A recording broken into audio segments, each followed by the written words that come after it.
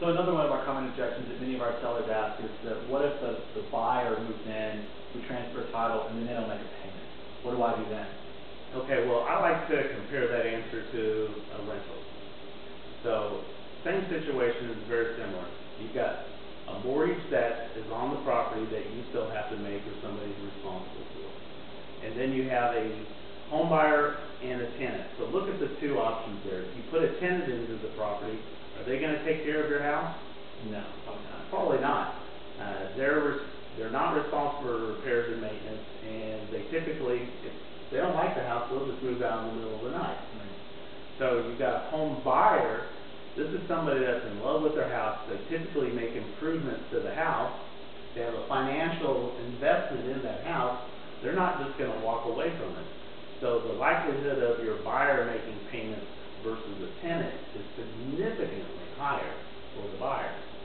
Now, in the event that your buyer does not make a payment, that's what we're really getting at here is who is going to make that payment to the mortgage company.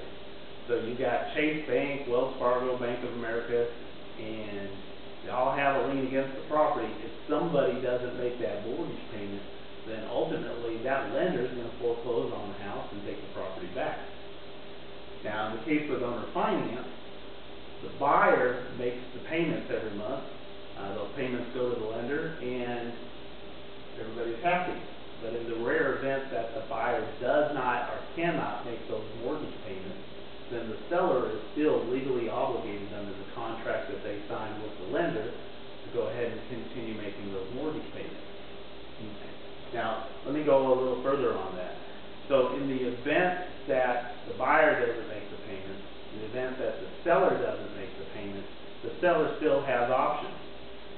Once the seller gets the property back, they can typically remarket to a new family. We can assist with that. Once the new family gets in there, we can go back and cure all the back payments and or work with the lenders to get a modification or forbearance agreement, which gives us time. Allows us to go in and say, hey lender, we're going to make the payments in the future.